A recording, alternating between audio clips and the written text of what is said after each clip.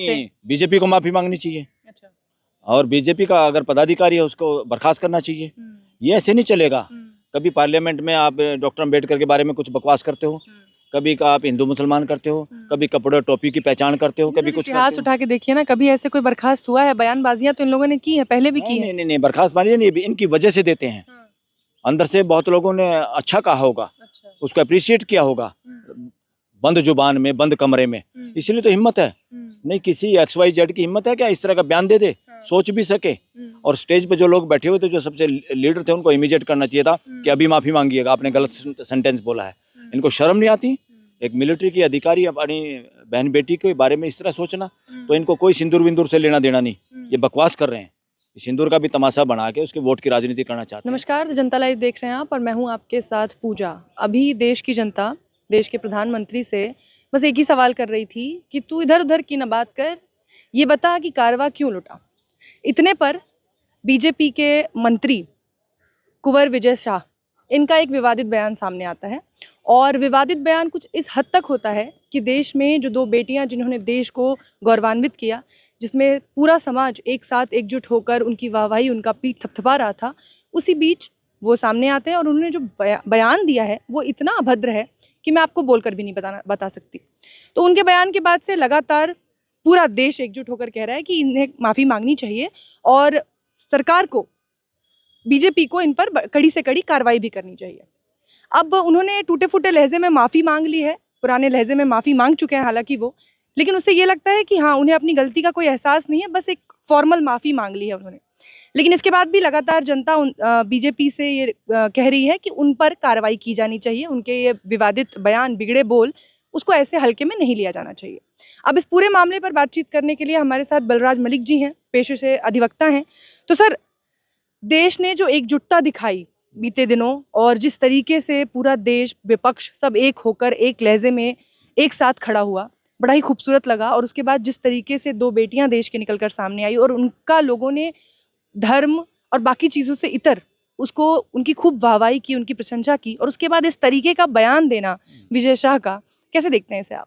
इसे मैं देखता हूँ ये मंडी फंडी मानसिकता, और ये जो लोग बीजेपी के लोग हैं, इनसे पता चलता है कि वर्णवादी मानसिकता के लोग हैं। ये कैंसर की बीमारी है इन लोगों को, और ये देश को खाई जा रही है, और ये देश पे शासन भी करना चाहते हैं इस मानसिकता के साथ। ये आपने अभी बताया, हमने भी वो सुना है वीडियो कि उसने किस तरह की नॉनसेंस बात की है। न केवल उसको ये माफ़ी मांगने की, क्या उसको तो बर्खास्त करना चाहिए बीजेपी को। अगर बीजेपी बर्खास्त नहीं करती तो इसका सीधा सा मतलब है पूरी बीजेपी की यही मानसिकता है, और इसके पीछे RSS का हाथ है। उसका शिक्षा, उसके स्कूल, उसकी डिग्री लेके लोग घूमते हैं, और इसी वजह से इन पर कार्रवाई नहीं होती। ऐसे लोगों की पॉलिटिक्स में, इस देश की पॉलिटिक्स में कोई जगह नहीं है। और हर पार्टी को, ये न केवल बीजेपी को, किसी पार्टी का आदमी जाति, रिलीजन, रीजन, भाषा के आधार पर इस देश को बांटने की और भाषा यूज करेगा, उसका अंजाम यही होना चाहिए। उनका राजनीति में कोई जगह नहीं होनी चाहिए। और जो देश के लोग, कुछ लोग उसके अगर खुश भी होंगे ना उसकी भाषा सुन के, वो सारे के सारे देशद्रोही की मानसिकता में आते हैं। वो असली आतंकवाद है। ये मिस्टर शाह ने जो बयान दिया, ये आतंकवादी मानसिकता है। इसको, ऐसे लोगों को तो पकड़ना चाहिए, सबक सिखाना चाहिए। ये लोग जो ये बयान देते हैं बीजेपी में, जब भी कोई ऐसा बयान आता है, सारा उस बयान से सारे वो लोग सहमत थे। उन सबको माफी मांगनी चाहिए जो वहाँ तालियां बजा रहे थे, जो धृतराष्ट्र की पंचायत में थे, जो सभा कर रहे थे, जो मंत्री संतरी बैठे थे, और लेडी भी बैठी हुई थी मंत्री संतरी, उन सबको माफी मांगनी चाहिए सामूहिक तौर पे देश के सामने, और उनको पार्टी से बर्खास्त करना चाहिए। और फ्यूचर में इनको किसी भी पार्टी की टिकट नहीं मिलनी चाहिए ऐसे लोगों को। ये एक तरह से भयंकर कलंक है देश पे, ये लोग, ये भाषा, ये मानसिकता। लेकिन सर, वो कोई अभी आज के तो है नहीं, वो नेता लंबे अरसे से वो विधायक है, नेता अरे भाई, ये चैप्टर ये पढ़ रखा, शिक्षा इनकी ये है, इनकी शिक्षा और कुछ नहीं है। हिंदू मुसलमान करके सत्ता कब्जा लो, और सत्ता कब्जा के जो तुम्हारा कब्जा देश में चला उसको बरकरार रखो। इससे ज्यादा इनके पल्ले कुछ नहीं है, इससे ज्यादा इनकी मानसिकता कुछ नहीं है। मानवता की ये बात नहीं कर सकते, और कॉन्स्टिट्यूशन के विरोधी लोग हैं ये सारे के सारे। और इसीलिए कॉन्स्टिट्यूशन का प्रियम्बल जो है वो इस देश का लक्ष्य है। उस लक्ष्य पे कितने चलते हैं? इतनी बेहूदी बात करना। और पूरा जो आप अभी कह रहे थे पूरे देश ने साथ दिया, देश ने तो साथ दिया बिल्कुल, क्योंकि ये देश बर्दाश्त नहीं कर सकता कोई भी आदमी इस देश के लोगों की जाति के नाम पे, रिलीजन के नाम पे, भाषा के नाम पे, धर्म के नाम पे कोई आएगा और लोगों की हत्या कर देगा। ये पूरे देश को मंजूर नहीं है। और इस देश में जाति के नाम पे जो भेदभाव और आतंक अभी तक चालू है इस देश में, इसको तुरंत खत्म होने की जरूरत है।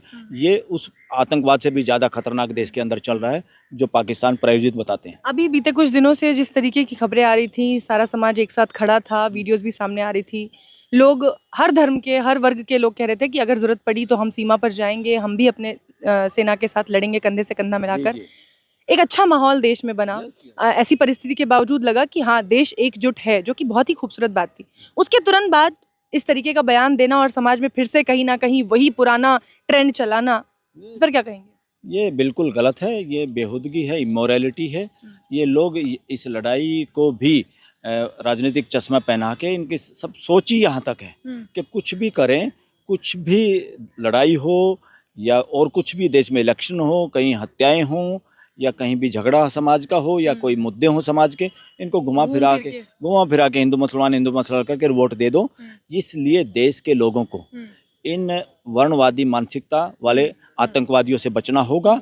और इन्हीं की वजह से जो अपने आप को आतंकवादी हैं, मानसिकता आतंकवादी की है, जो देश की यूनिटी को ख़त्म करना चाहते हैं। देश की यूनिटी और इंटीग्रिटी देश की सीमाओं से नहीं होती, ज्योग्राफी से नहीं होती।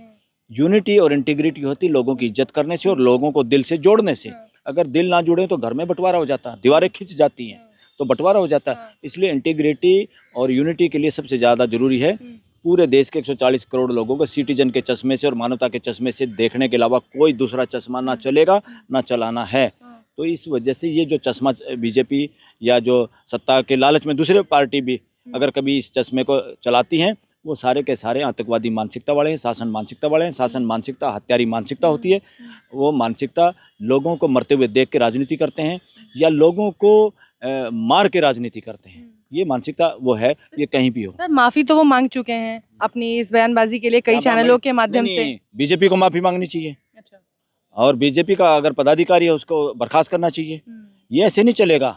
कभी पार्लियामेंट में आप डॉक्टर अम्बेडकर के बारे में कुछ बकवास करते हो, कभी का आप हिंदू मुसलमान करते हो, कभी कपड़े टोपी की पहचान करते हो, कभी कुछ इतिहास उठा के देखिए ना, कभी ऐसे कोई बर्खास्त हुआ है? बयानबाजियां तो इन लोगों ने की है, पहले भी की है। नहीं, बर्खास्त मानिए नहीं, इनकी वजह से देते हैं। अंदर से बहुत लोगों ने अच्छा कहा होगा, उसको अप्रिशिएट किया होगा, बंद जुबान में, बंद कमरे में। इसलिए तो हिम्मत है। नहीं किसी XYZ की हिम्मत है क्या इस तरह का बयान दे दे, सोच भी सके। और स्टेज पे जो लोग बैठे हुए थे, जो सबसे लीडर थे, उनको इमीडिएट करना चाहिए था कि अभी माफी मांगिएगा, आपने गलत सेंटेंस बोला है। इनको शर्म नहीं आती? एक मिलिट्री की अधिकारी अपनी बहन बेटी के बारे में इस तरह सोचना।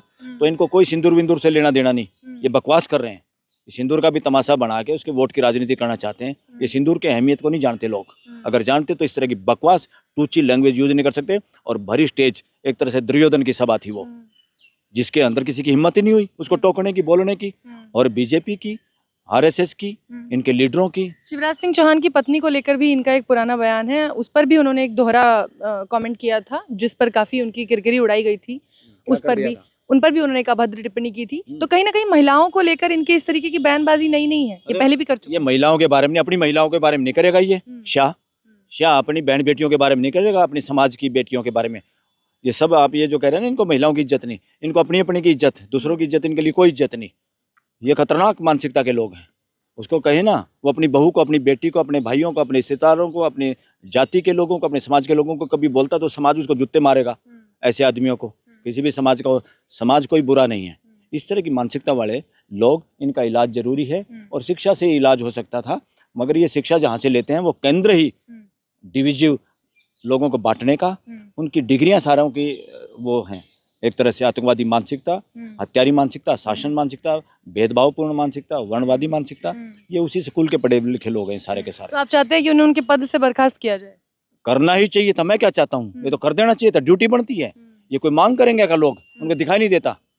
अगर वो सिंदूर के इतने रखवाड़े हैं, शाह को तो एकदम बर्खास्त कर देना चाहिए था उनको, और उसको स्टेज से धक्के मार के उतार देना चाहिए था। बात बड़ी बड़ी करे, सिंदूर, ये सिंदूर के ठेकेदार हैं कहाँ? ये तो सिंदूर के ऊपर ड्रामाबाजी करके देश में सत्ता हथियाना चाहते हैं और लोगों को बेवकूफ़ बनाना चाहते हैं। पूरे हिंदू समाज को जागरूक होने की जरूरत है। इनसे खतरा है हिंदू समाज को, वर्णवादी लोगों से, वर्णवादी मानसिकता से और इस तरह की मानसिकता से जिसमें इस तरह के शाह जैसे लीडर पैदा होते हैं या इस तरह के लोग हैं। उसके अलावा सर, लगातार हमने देखा कि जिस तरीके से जो नरवाल की पत्नी थी, उनको लेकर भी लोग लगातार बयानबाजियां कर रहे थे, उन पर भी टिप्पणियां कर रहे थे। उन्होंने जिस तरीके से कहा कि हाँ, ये टिप्पणियां नहीं कर रहे थे, ये सारे पेड लोग हैं और आईटी सेल जो है ना बीजेपी का, जिसके बारे में सुब्रमण्यम स्वामी रे काफ़ी लोग कह चुके हैं, ये पेड लोगों से खबरें वो चलवाते हैं जो इनके हाई कमांड ऑर्डर देते हैं। ये इंडिविजुअल लोग नहीं हैं, उनके तो साइन है, उनके नाम से झूठे अकाउंट या असली अकाउंट जो भी खोल रखे हैं या उनको पैसे दिए जाते हैं, वो बच्चे तो करते भी नहीं। देश के बच्चों के, देश के युवाओं के, देश के लोगों को बदनाम करते हैं और ट्रोल आर्मी को कंट्रोल कोई और करता है। ये देश में दुर्भावना फैलाते हैं।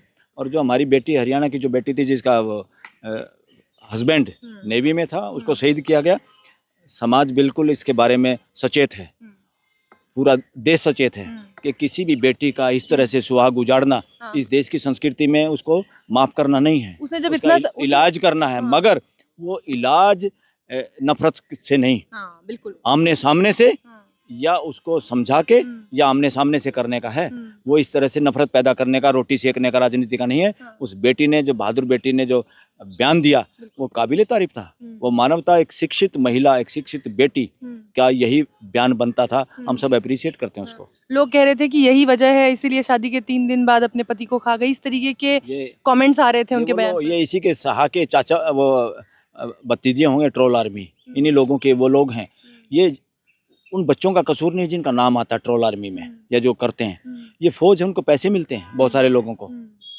मेरे गांव में भी एक बच्चा था, उसने बताया मेरे को पैसे मिलते हैं। जब लोगों ने कहा तू इतने कमेंट क्यों करता है तेरे नाम से, बोला मेरे को तो पैसे मिलते हैं, अकाउंट को यूज किया जाता है।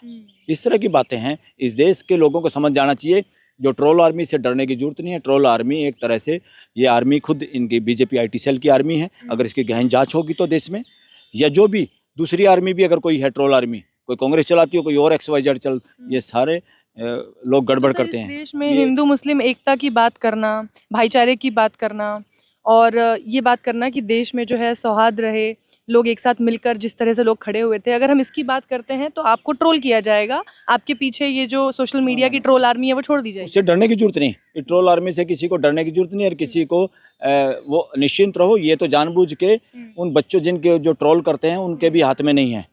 ये सब बेचारे पेड वर्कर हैं और इनके अकाउंटों को कोई और यूज करता है। इसलिए किसी को इस आर्मी उर्मी से डरने की जरूरत नहीं है। और खुल के, हमारे संविधान का लक्ष्य ही फ्रेटर्निटी है। फ्रेटर्निटी के विपरीत किया हुआ कोई काम देशद्रोही उसमें आता है। और कुंवर विजय शाह जैसे नेताओं पर फ्रेटर्निटी का काम तोड़ने का काम ही आतंकवादी काम है। इसलिए जो नेता हो, चाहे कोई भी CM हो, PM हो, इस देश का चीफ जस्टिस हो, XYZ अपोजिशन के लीडर हो, जो भी इस देश को तोड़ने की बात करेगा, लोगों के दिलों में खटास पैदा करने पड़े, वो इस देश के आतंकवादी हैं, वो इस देश के देशद्रोही आदमी हैं। और कुंवर विजय शाह जैसे नेता जो किसी भी तरीके का बयान दे, उन पर कोई कार्रवाई या किसी तरीके की कोई उन पर बर्खास्तगी का? जिस तरह की उसने बात की थी तो क्रिमिनल लॉ के अंडर में आता है। कई तरह के मुकदमे उस आदमी पे चल सकते हैं, उसके खिलाफ कार्रवाई कर सकते हैं। तो अपोजिशन का काम खाली ये नहीं है, अपोजिशन की ये जिम्मेदारी भी बनती है कि वो इस तरह के लोगों के खिलाफ लीगल कार्रवाई भी करें। उनके लीगल सेल हैं, वो क्या काम आएंगे? वो सरकार बनने के बाद खाली पैनलों में आना चाहेंगे क्या, या जज बनना चाहेंगे? उनका अब काम है कि देश के सारे लोग जो अलग अलग पार्टियों में पैनलों पे हैं, उन पार्टियों के लीगल सेल में हैं, उनको कार्रवाई करनी चाहिए ऐसे तत्वों के खिलाफ। तो आप जैसे जो वकील हैं सर, जो सोशल एक्टिविस्ट भी हैं, जो समाज के लिए काम करते हैं, आप लोग उन पर कोई कार्रवाई क्यों नहीं करते? देखो, कोई हमारे को अप्रोच करे तो हम कार्रवाई करें। इंडिविजुअल हम किस किस के खिलाफ कार्रवाई करें? वकील का काम कार्रवाई करना है। कोई क्लाइंट पास आएगा या उसको ड्राफ्ट करना, तैयार करना, केस डालना, आर्ग्यू करना, वो हमारा काम है। अगर कोई इस तरह के तत्वों के खिलाफ आता है तो हम करेंगे, नहीं क्यों नहीं करेंगे? सब लोग तैयार हैं। और दूसरा एक और मैं बता दूं, देश को एक बात का और पता होना चाहिए, देश में मेजोरिटी के आधार पे लोकतंत्र चलेगा ये नहीं है, ये कॉन्स्टिट्यूशन नहीं कहता।